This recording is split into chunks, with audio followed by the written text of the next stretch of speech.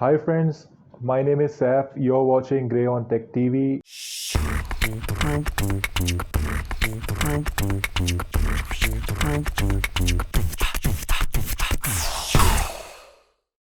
As you can see, we have logged into the web URL that is community.apn.com.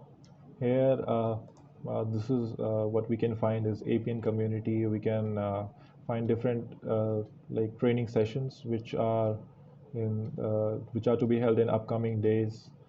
We can learn about what are the new features that are present in the latest release of APN and the different comments about people discussing topics related to APN, what are the solutions that they are presenting, and what are the problems that they are encountering. So, I was telling you about as you are enrolled into an organization, so what do you have to learn? And what certificate is required for you to become an APN developer? So we just have to head towards Learn section. We'll click on Learn. So as you can see the URL apn community.apn.com/learn. So you can see there are different certifications. There are two types of certification. First one is once you complete the course and you get a course completion certificate. Secondly, you are paying a fee, exam fee in which is in dollars and which is in US dollars obviously, and then you have applied for a credential score and you become a certified APN developer.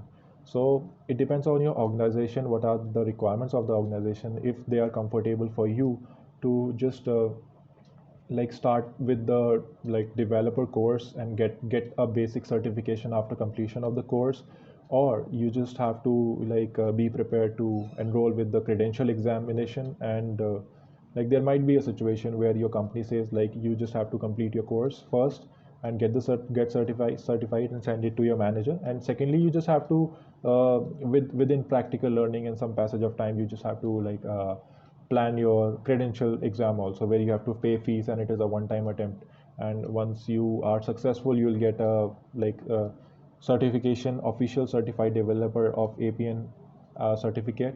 And if you fail to do so, so your attempt your the money that has been paid on attempt for exam is used, so it can't be repeated. It is just for once. So as you can see on the screen, there are different types of roles for which APN is required. First one is leader, second one is planner, third one is builder, and the fourth one is administrator. Most of the people who are there into APN application development will be looking forward on the course of builder. Your organization will also tell you to start with the course of APN builder. So it is probably around 80 hours of course. So you'll be a certified associate developer once you take the paid exam for this course, and this is 80 hours. 80 hours for suppose if you pay out 10 hours each day, it will be fine. You'll be able to do it.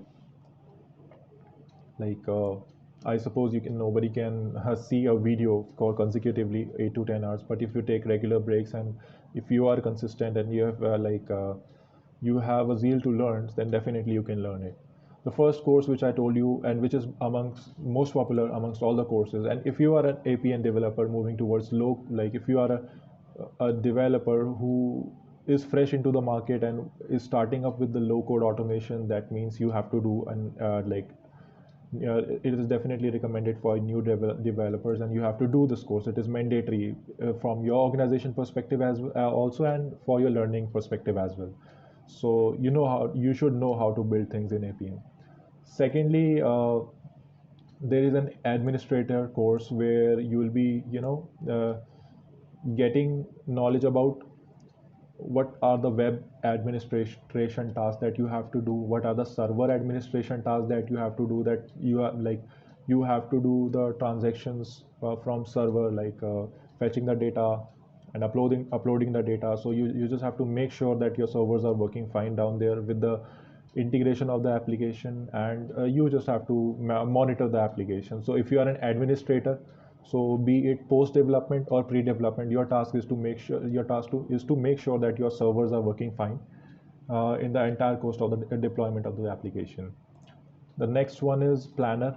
So planner is someone who is a business analyst, who is a product manager, or a kind of designer, who is not that technical, but yes, he who that person is into people management, or he is a designer who can good who can visualize things but not technically implement things. Implementing things technically is not his or her job, so that comes under the planner category. So if you are falling into this category, so you just have to take a foundation course which is around 24 hours, that can be completed on 2 or 3 days.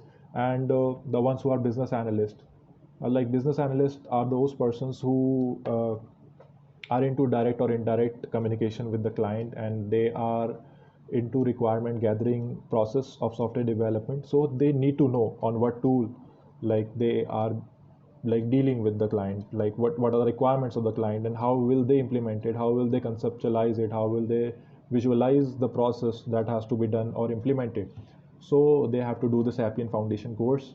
And definitely it will not explain the course. You cannot explain technical, like expect technical outcome or knowledge from this course, but you will get the foundational knowledge that how things are working on and what are the different things out there present in Appian.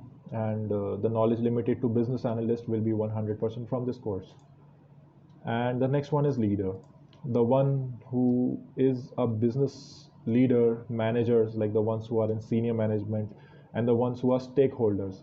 Technically, uh, these are the ones, this course is for those people who want to implement Appian in their business model. Like I told you in the previous video, that if I am a business owner, so I need to know that for what tool I am paying I'm paying a wholesome money to a software company. What are they giving me in return? So you need to know, like, what is the thing that they are building, and on what platform they are building, how it is working, and what outcomes that I can expect from this. So this is an overview course where you will be getting uh, kind of insights about what Appian is as a business process management tool and a software, and what you can expect from this software, and how it will improve your business efficiency in terms of resource management and time management. So all out of all these courses, I told you, it is a low code automation tool. Low code means things are built out there in generic nature. You just have to modify or tweak them according to your requirements. And whenever there is a requirement to write code as per your customization or your client requirements, you can do it. So this is low code automation. Low code automation is very fast and very much evolving in nature. And you don't have to track the version management, you don't have to track like exceptions. In the long run, everything is recorded there. Each and every activity you do in the Appian environment is recorded, and you can undo and redo if you do any sort of blunder. So coming back to the course, I will recommend you to take this course first. Even your organization will recommend you, because if you know the insights of development, so you will get to know the rest of the courses very easily. So if you will start from the builder course, definitely you can go over other positions very easily. So once you get this course done of 80 hours, you'll get a basic certification that you have done this course. So you'll get a course of completion certificate. And once you once you attempt this course and successfully pass the exam, your credential score with your credential score, so then you will become certified associate developer, that is L1 Appian developer. So L1 developer is a first step into low code automation Appian development. And moreover, you can also, along with this course, you can look over the documentation part. This is documentation suite and 21.2 version.